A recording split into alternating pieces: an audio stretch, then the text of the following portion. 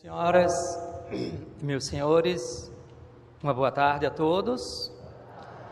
Que Jesus consiga fazer morada nos nossos corações. Mais uma vez eu agradeço à Federação Espírita Pernambucana a oportunidade pelo convite para aqui refletirmos em torno do Evangelho de Jesus, uma passagem belíssima, por sinal, o grande encontro, assim eu chamo, né? Jesus e a mulher samaritana.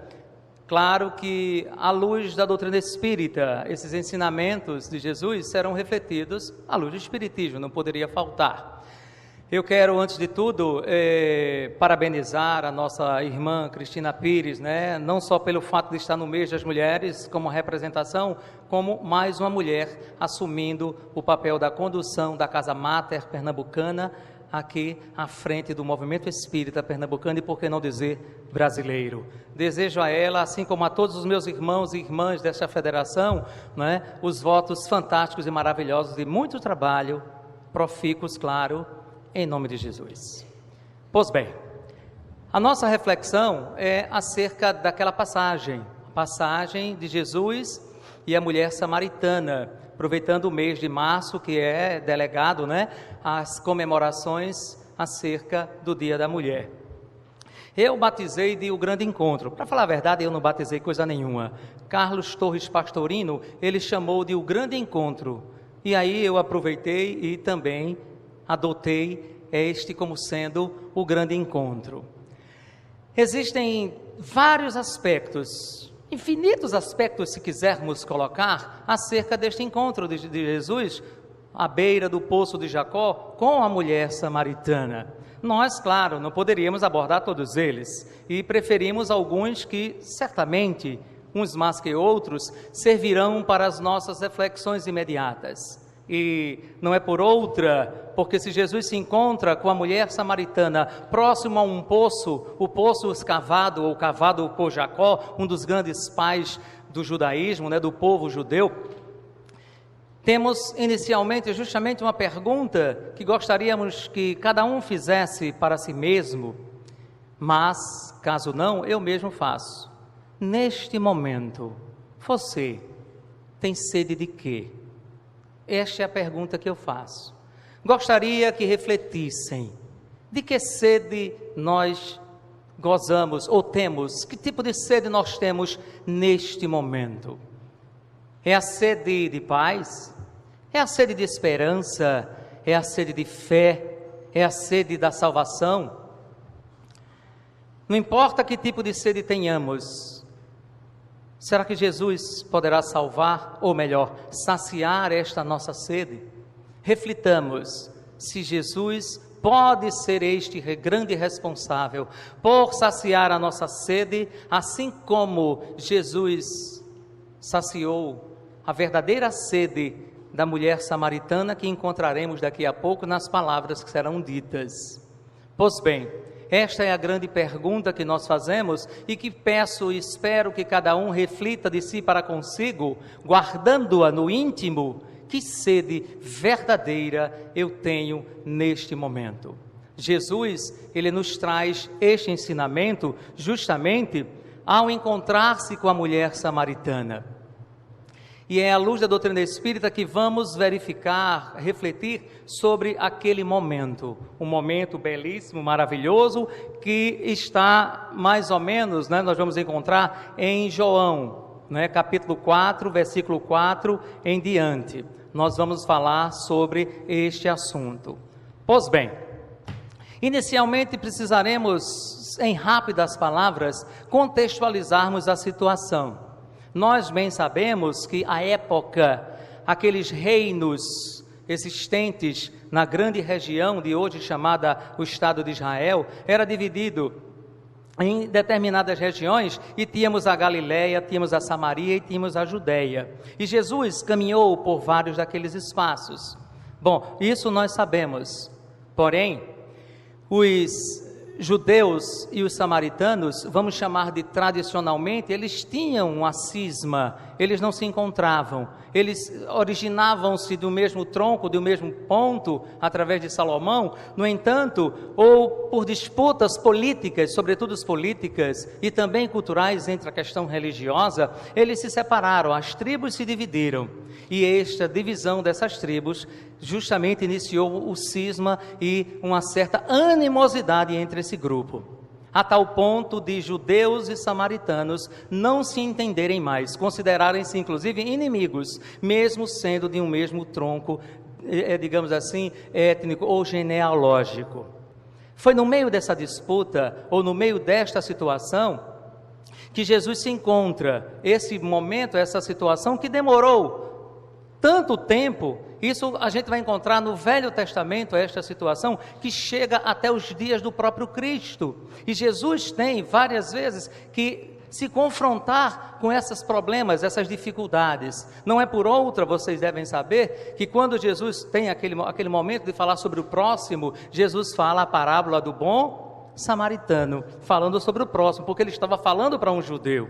Então, mostrando que, na verdade, esta separação política e cultural, ela deveria ter um fim. E Jesus vem justamente para quebrar esses paradigmas culturais à sua época. Não era comum os samaritanos receberem os judeus, eles não tinham muito contato. O próprio Cristo, muitas vezes, não tinha a oportunidade de passar pela Samaria, tanto que pediu aos discípulos que não entrassem na Samaria em determinado momento, porque os próprios discípulos, na sua grande maioria sendo judeus, não estavam preparados para tal desafio. Tudo isso nós sabemos, mas, num dado momento, numa dada situação, era necessário entrar na Samaria. Jesus voltava da Judéia para a Galileia e no caminho a Samaria. Jesus poderia ter evitado passar pela cidade de Sicar, ou seja, próximo, dentro mesmo da Samaria. Mas ele o faz. Só que Jesus desvia-se um pouco do caminho e vai até um determinado ponto. Este ponto era o ponto onde deveria existir um encontro. Jesus estava inclusive acompanhado dos discípulos. Mas no momento em que Jesus chega naquele ponto, que era o sopé do Monte Gerizim, justamente o ponto de adoração dos samaritanos, Jesus se dispersa dos discípulos, pedem que eles se adiantem, vá até a cidade para providenciar alimentos, e Jesus vai exatamente para o poço de Jacó. Era a 6ª hora. Para a gente, a 6ª hora dá a ideia de que era 6 horas da manhã, não é isso? Não, a 6ª hora era o meio-dia. Ora, que história de alguém buscar água ao meio-dia? O calor é terrível, todo mundo sabe disso. Como alguém poderia ir resolver buscar água ao meio-dia, naquele calor escaldante? Jesus sabia que naquele dia, ou naquela hora, havia uma pessoa que todos os dias, naquela hora, sozinha, porque ninguém estaria perto dela, porque ela era rejeitada, e vocês vão saber por quê. Haveria um momento em que aquela pessoa estaria ali, naquele ponto ou naquele poço, e lá Jesus estaria a aguardá-la. Era ela, a mulher samaritana. Exatamente naquele momento em que Jesus está sentado ao lado do poço, chega aquela mulher. Ao chegar, ela percebe que pelos trajes ele não era samaritano, e ela simplesmente o ignora. Mas Jesus não a ignora. E Jesus se dirige a ela, se refere a ela. E o texto de João começa exatamente assim: veio uma mulher de Samaria tirar água, e disse-lhe Jesus: mulher, dá-me de beber. Foi isso. Ela se espanta com aquilo. Primeiro que ela não o conhecia, talvez por ser um homem, mas simplesmente por não a conhecer, mas principalmente por ele ser judeu e ela ser samaritana. E historicamente, judeus e samaritanos Eram inimigos, eram adversários, se evitavam, enfim. Acabamos de falar exatamente um dos pontos. Prova disso é que os samaritanos fizeram um templo no Monte Garizim, justamente para a adoração de Deus, enquanto que os judeus adoravam no Templo de Jerusalém. As disputas eram tais, e isso ela vai resgatar lá no outro ponto, determinado momento da sua fala com Jesus, ela vai justamente recuperar e colocar justamente isso, que uns adoravam num canto e outros no outro. Afinal, onde Deus deve ser adorado? Este é um outro ponto da nossa fala nesta tarde de hoje. Pois bem, ela estranhou que Jesus tivesse se dirigido a ela, e eis o que ela diz: como sendo tu judeus, pedes de beber a mim, que sou mulher samaritana? Vejam vocês, tudo bem, ele poderia ser uma afirmativa, e aí nós colocamos como uma interrogativa. Pois bem, isso já nos mostra a cisma que existia entre esses dois povos, só para nós sentirmos o contexto histórico, para entendermos mais o diálogo e a essência do diálogo que virá logo a seguir, iniciado neste momento. Pois bem, Jesus não desiste, porque este era o objetivo dele. Colocamos para vocês que Jesus sabia que naquele momento, naquele dia, naquela hora, aquela mulher estaria ali. E Jesus ele quis ir até ali, porque chegou a hora daquela criatura matar a sua sede. E Jesus disse que nenhuma ovelha que o Pai lhe confiou se perderia.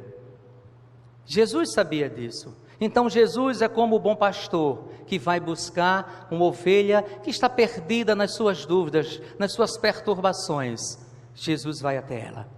Aproveitando a ocasião, claro, Jesus nos lega um grande ensinamento, sobretudo para nós cristãos, mas, se quisermos, principalmente para nós espíritas, porque tiramos algumas das questões que envolvem as dúvidas que muitos cristãos ainda têm, e nós espíritas conseguimos solucioná-las pela tolerância tão muito bem divulgada e defendida por Allan Kardec.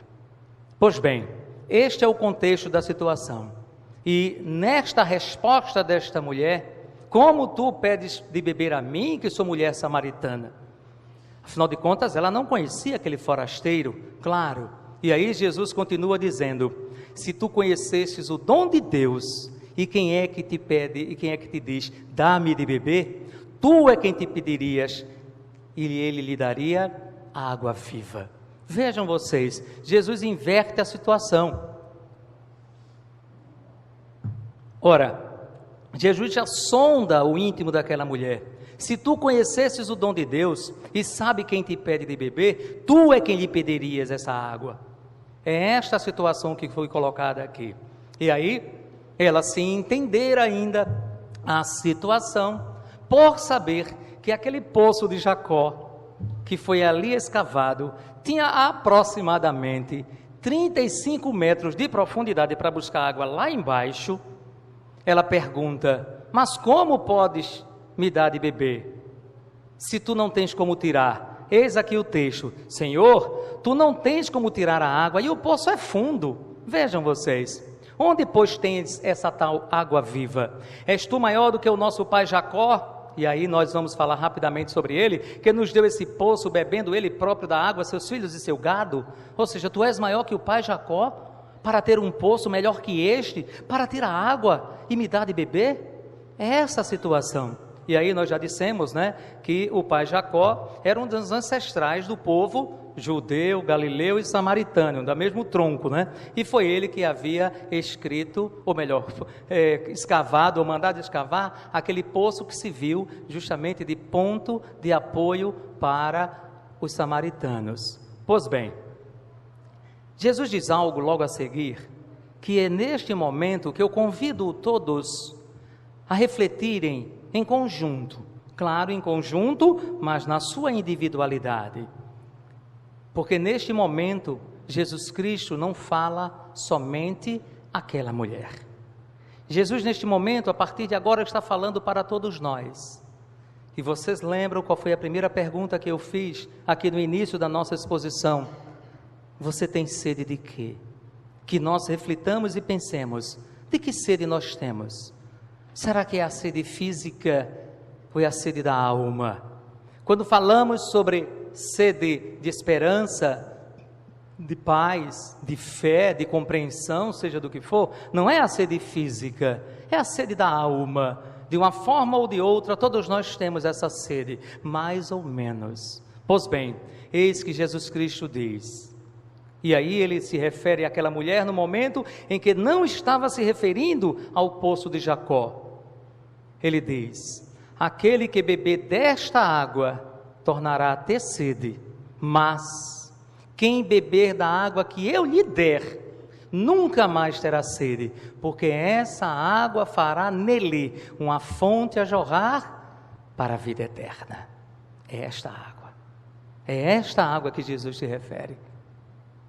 Vejamos, reflitamos, quem beber da água do poço, de qualquer água material, voltará a ter sede, mas aquele que beber da água que eu lhe der, tornar-se-á nele uma fonte que o levará à vida eterna, uma verdadeira fonte de luz, uma fonte de vida eterna.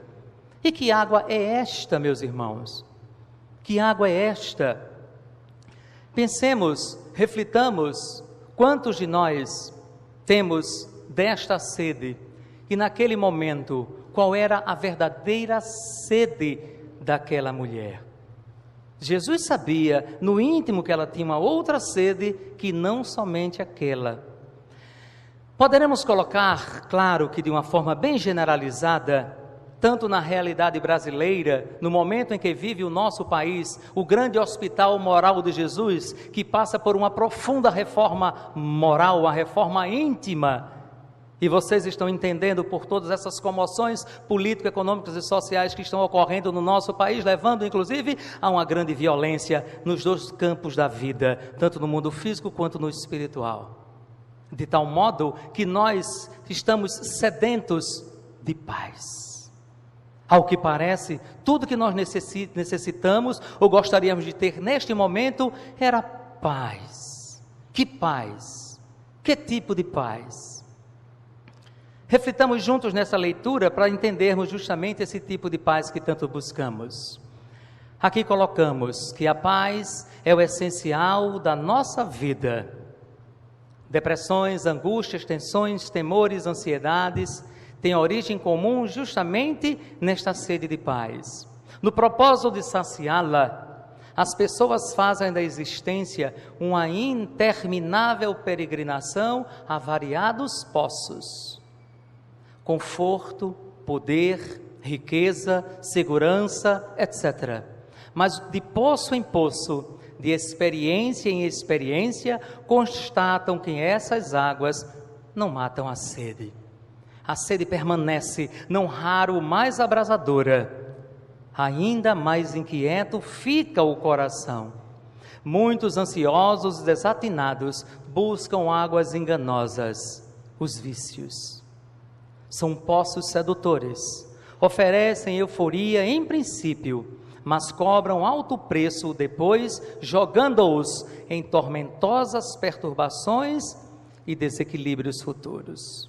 Aqui está uma clara divisão entre a paz do ponto de vista espiritual, que quando conhecemos Jesus, buscamos, construímos em nós, e aquela suposta paz que nós atribuímos às coisas do mundo, aos bens, desejos e satisfações temporais, necessárias, mas não as mais importantes da nossa vida.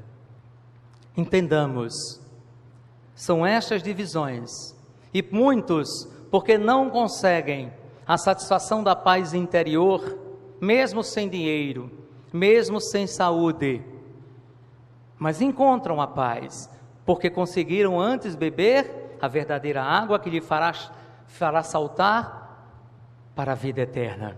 Enquanto que aqueles outros que buscam a paz ou a satisfação nas coisas do mundo, no corpo físico, no poder do dinheiro, são insaciáveis.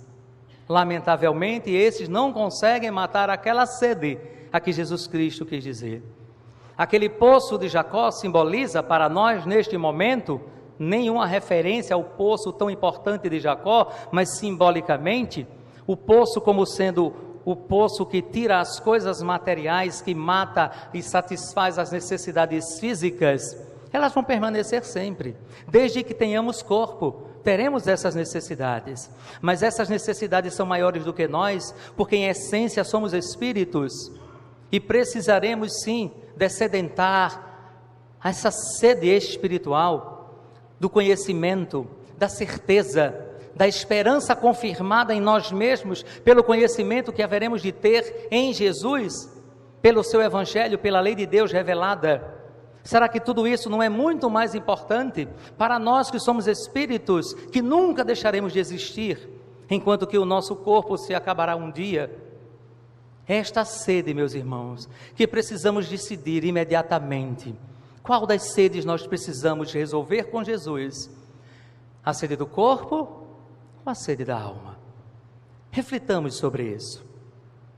Aqui ainda dissemos, muitas vezes vivemos andando de poço em poço, buscando água que não mata a sede, porque não nos conhecemos bem, nem sabemos ao certo e ainda o verdadeiro propósito da nossa existência na terra. Isso falamos de forma geral, claro, mas independentemente da nossa sede, só há uma fonte capaz de saciá-la, a fonte de água viva do Evangelho de Jesus. Brota pura e cristalina de seus ensinamentos a nos oferecer uma perspectiva de vida mais nobre, bela e digna, marcada pelos valores do bem e da virtude. Mas há um grande problema. Grande número dos que buscam os templos, que leem o Evangelho, que procuram Jesus, continuam com sede. Estaria Jesus enganado sobre a sua água viva? Seria o Evangelho mais um poço de ilusões? Claro que não.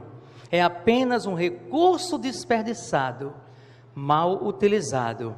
A água na cisterna, todos sabem, não sacia a sede se permanecer nela. O que ocorre é exatamente isso. Temos a água, que é Jesus, mas falta-nos muitas vezes a iniciativa de ir buscá-la para bebê-la. Esta é a sede que precisamos matar. Não esta simplesmente, que essa é minha. Embora eu tenha também a outra sede. Claro, estou no mundo como vocês. Todos nós necessitamos dela. Colocamos aqui para nossa reflexão ainda sobre o matar a sede, a verdadeira sede. Para sentir o gosto puro da água viva de Jesus, são necessárias mudanças íntimas, que só nós mesmos, que já nos conhecemos um pouco, deveremos promover. Mais uma vez, eu repito a mesma pergunta que fiz a primeira vez. Você tem sede de quê? Do que nós temos sede? Sede de paz? Sede de esperança? Sede de fé? De compreensão? De justiça? De humildade? Do que quer que seja.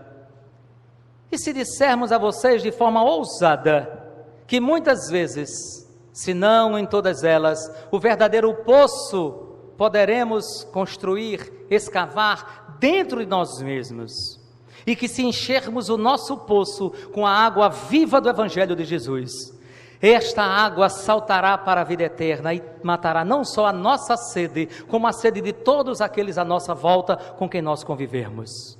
É assim, do mesmo jeito que Jesus Cristo disse que nós somos o sal da terra, somos a luz do mundo, que brilha a nossa luz.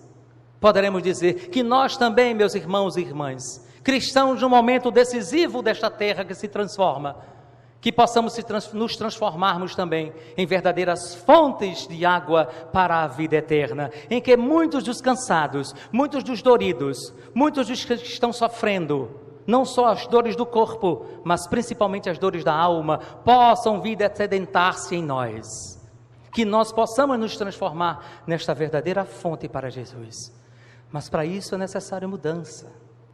Nós precisamos cavar fundo, porque lembremos-nos, meus irmãos e irmãs, para cavar um poço é necessário que hajam instrumentos, que existam ferramentas que possam sulcar a terra, que possam ferir a terra, que possam abrir uma brecha nesta terra.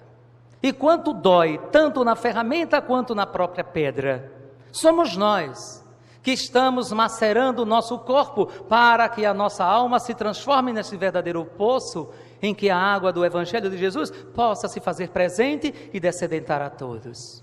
Este é o grande desafio de todos nós. Ah, meu Deus, quantos poços estamos vendo agora aqui à nossa disposição.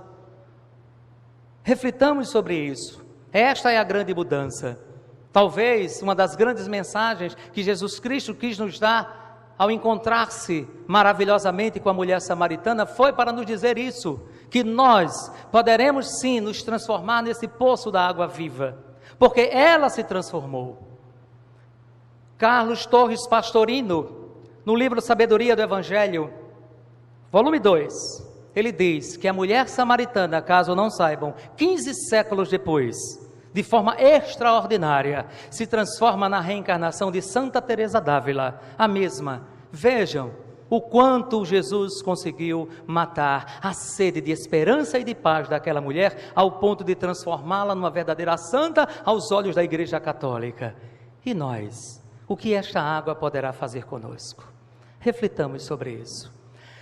Aqui vai algumas recomendações para uns e para outros, mas para uns que para outros, mas com certeza para todos nós. Perdoar as ofensas, superar as ambições, eliminar os vícios, combater os impulsos agressivos, ajudar o semelhante. 5 medidas que poderão ser realizadas por nós todos os dias, como se fossem pequenos cântaros enchendo o poço da nossa alma de virtudes, através dessas atitudes paulatinas, lentas, permanentes, para que possamos nos transformar neste poço da água viva. Querem que eu repita? Perdoar as ofensas. E agora eu vou detalhar. Como guardar rancor de alguém que, não obstante o mal que nos tenha feito, também é filho de Deus. Perdoar as ofensas. Superar as ambições. Quando o dinheiro deixa de ser parte da existência para se transformar em finalidade dela, comprometemos a nossa jornada evolutiva na Terra. Superar as ambições. Eliminar os vícios. Cigarros, álcool, drogas, jogos de azar, fazem um céu artificial, sempre sucedido pelo inferno das enfermidades e desajustes futuros. Está aí mais uma oportunidade de aprendizado. Eliminar os vícios, combater os impulsos agressivos. Um momento de cólera, um gesto de agressividade, nos desajustam por longos períodos, isto quando não complicam a existência inteira. E por fim, ajudar o semelhante. Segundo a doutrina espírita, é o caminho da salvação. Fora da caridade, a essência do Evangelho está no empenho de nos colocarmos no lugar do próximo, para fazer por ele o que gostaríamos que fizessem por nós em idêntica situação. Este é um dos grandes ensinamentos deste belíssimo encontro de Jesus com a mulher samaritana. Pois bem, mas tem mais, e vamos falar rapidamente aqui para vocês, porque na medida em que Jesus diz que aquele que beber desta água voltará a ter sede, e aquele que beber da água que eu lhe der não terá mais sede, porque lhe fará saltar para a vida eterna, porque lhes transformará numa fonte, verdadeira fonte, ela fica curiosa. Quem não ficaria? Eu ficaria. E aí, ouça o que ela diz: Senhor, dá-me desta água, claro, para que eu não tenha mais que ter sede e vir aqui buscá-la.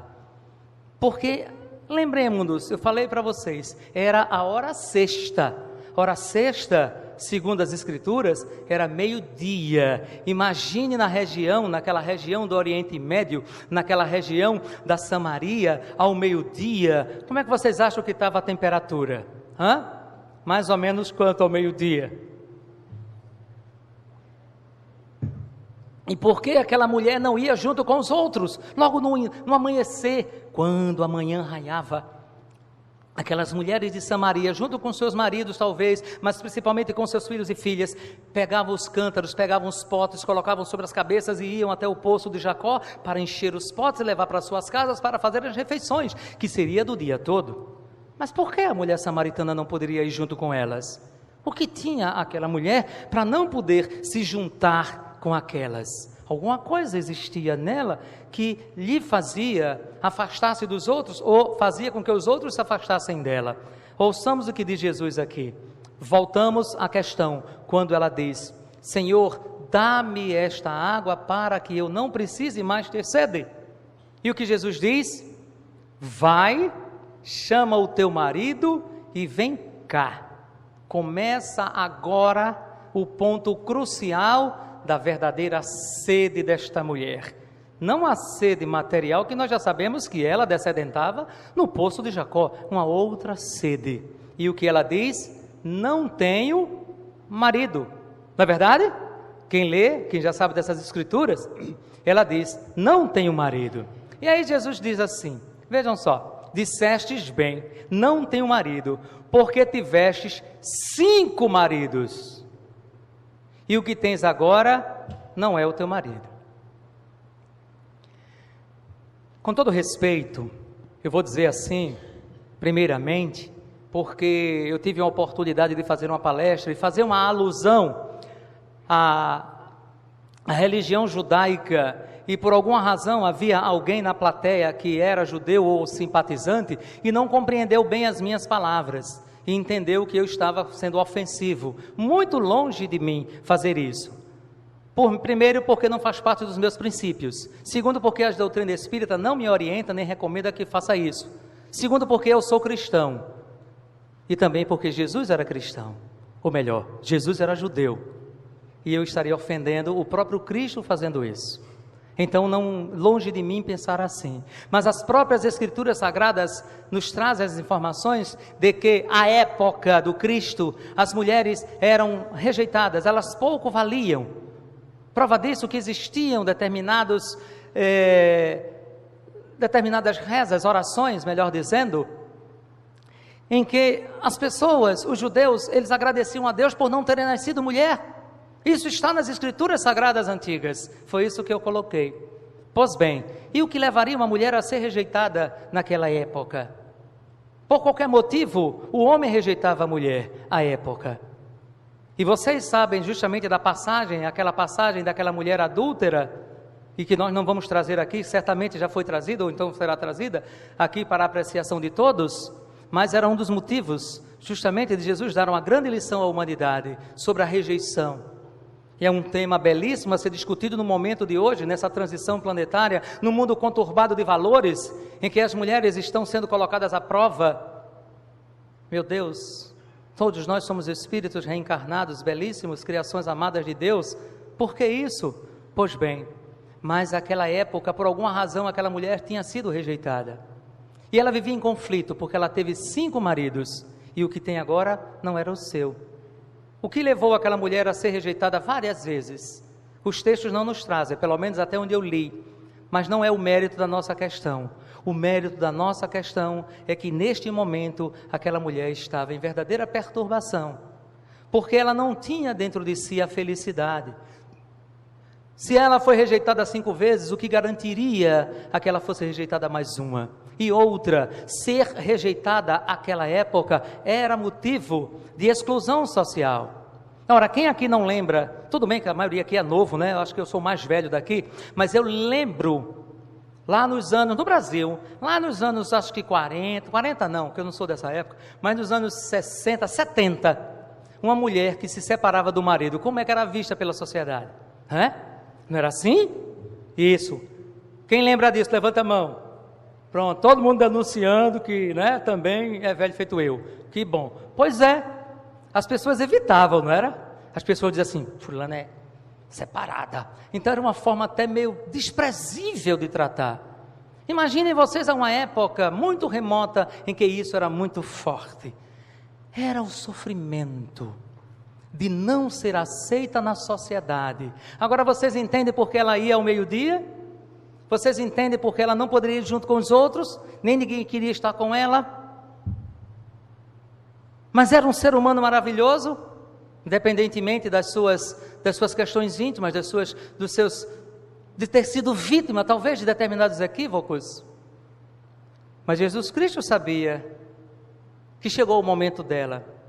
E ela era uma pessoa profundamente inteligente. Ela conhecia as Escrituras Sagradas. Fantasticamente ela conhecia, vocês vão ver isso. Porque ela faz 2 citações sobre este conhecimento que ela tinha das Escrituras Sagradas, que é o que nós vamos ver a partir de agora. Disse Jesus: aquele que tens hoje não é o teu marido. E aí, ora, Jesus não a conhecia. Como Jesus poderia ter dito isso? Exatamente isso. Então ela deduziu que Jesus era o quê? Um profeta. Entendamos que a palavra profeta, à época, também poderia ser entendida como médium, como sensitivo, como qualquer coisa desse sentido. Não só profeta que vê o futuro, mas que vê a realidade presente. E aí ela diz exatamente isso: Senhor, vejo que és profeta. Veja, nossos pais adoraram neste monte, o Monte Garizim, um nome meio difícil de pronunciar, o Monte Garizim, que era aquele onde estava o poço de Jacó, onde foi construído um dos templos, ou o templo principal de adoração do povo samaritano, e que foi destruído, inclusive, esse templo. Pois bem, era ali que o povo samaritano adorava a Deus, enquanto que os judeus adoravam em Jerusalém. Esta era a disputa, e ela sabia disso. E vejam um diálogo que ela passa a ter com Jesus, agora demonstrando relativa inteligência, ou melhor, conhecimento sobre este assunto, até porque isso fazia parte da cultura do povo à época. E aí, continuando, ela diz assim: nossos pais adoraram neste monte, e vós, judeus, porque vê Jesus como judeu, dizeis que é em Jerusalém o lugar onde se deve adorar. E agora? Disse Jesus: mulher, olha outro ensinamento maravilhoso para todos nós. Mulher, crê-me que a hora vem em que nem neste monte, nem em Jerusalém adorareis o Pai, porque Deus é Espírito, e em Espírito e verdade é que deve ser adorado. É isso que Jesus diz para ela, só que vai além.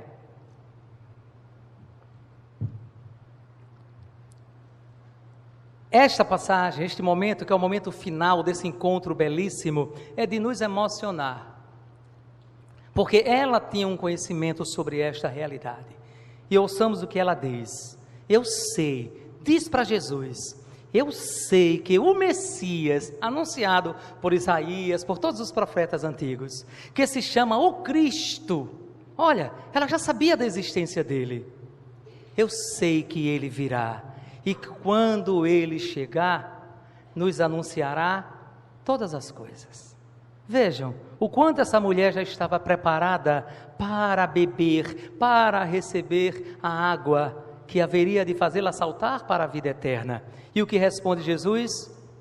Mulher, eu sou, eu que vos falo, eu sou o Cristo. É incrível, vocês não imaginam que maravilha ocorre neste momento, na vida desta mulher, porque fora do círculo mais íntimo dos discípulos, Jesus não havia falado da sua condição messiânica. No entanto, para ela, e que para nós tem uma representação muito grande, porque Jesus se anuncia, se apresenta como o Messias, como o Cristo, para uma mulher, que à época não tinha esta valorização, não era prezada como deveria ser. E Jesus demonstra claramente que não fazia nenhuma distinção de sexo, de genialidade, de genealogia, nem nada. Enfim, Jesus não fazia distinção.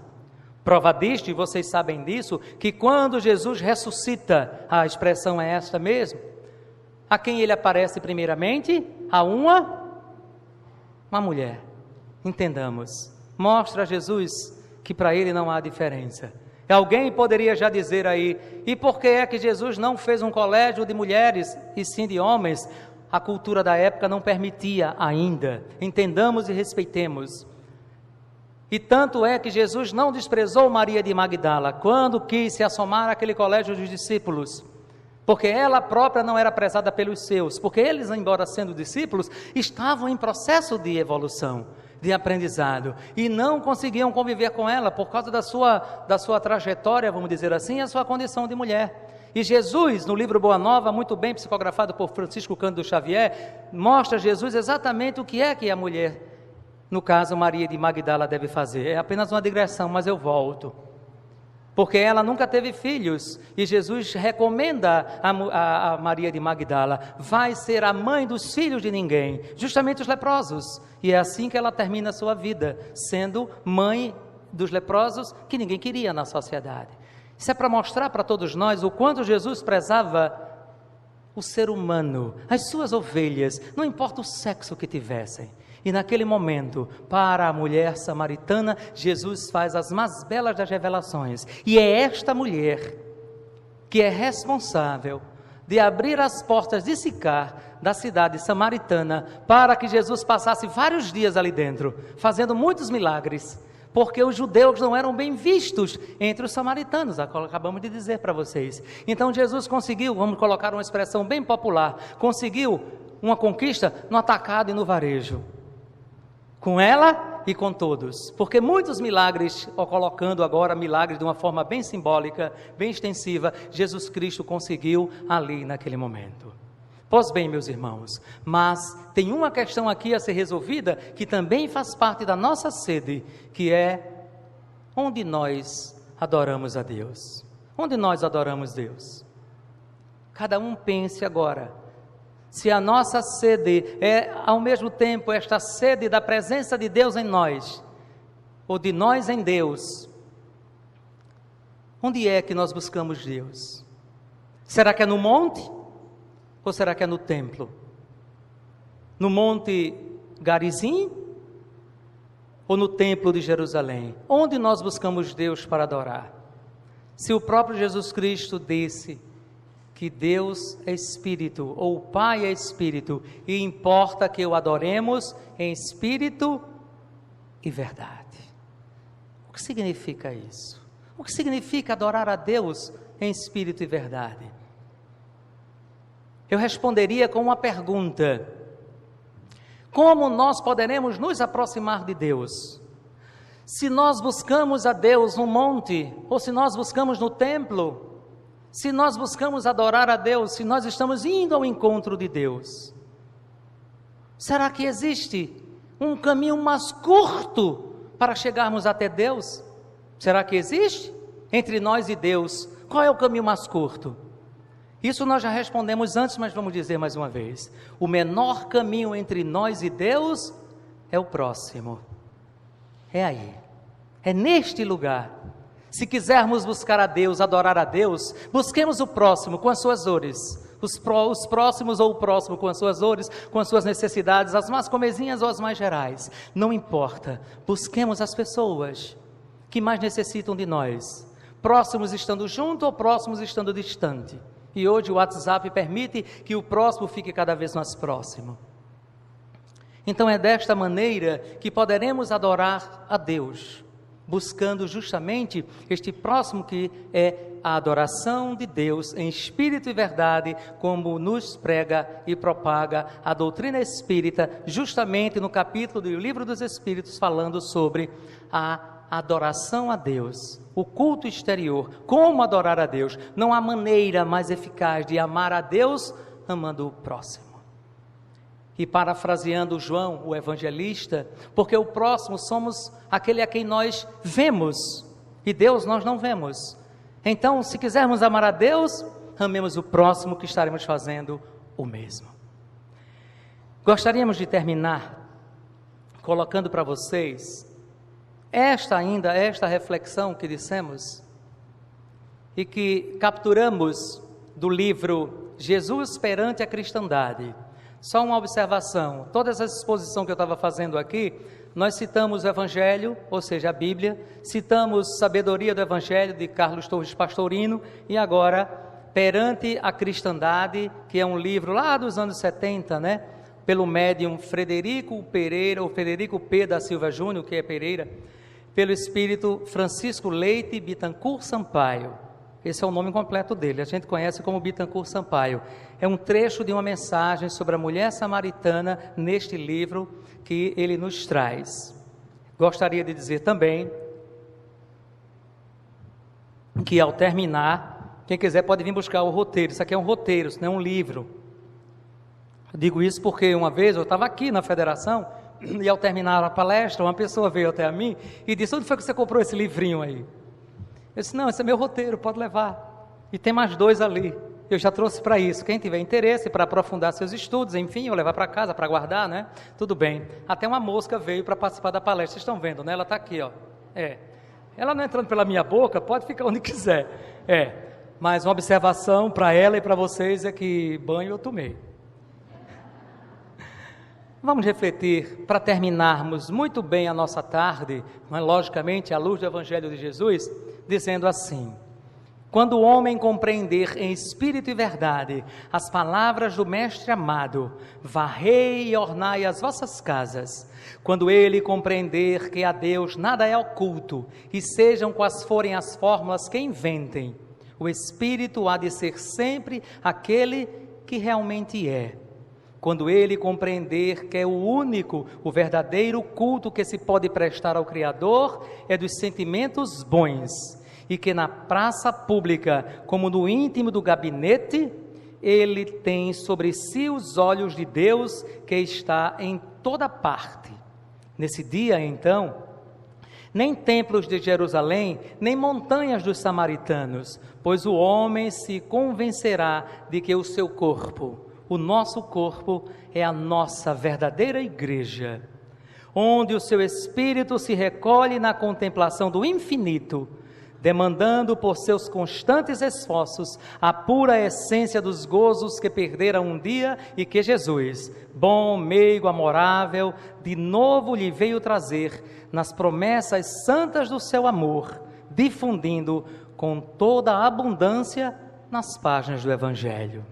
E nós, para nossa final reflexão, que sempre marcamos um encontro com Jesus, quando nos dirigimos a este templo religioso, por exemplo, já estamos preparados para fazer mesmo uso da água viva? Esta água viva que ele ofereceu à mulher samaritana e que, como nós bem sabemos, ela bebeu e conseguiu se transformar nessa grande fonte de vida eterna. Afinal de contas, meus irmãos e irmãs, nós ainda temos sede de quê? Muita paz para todos.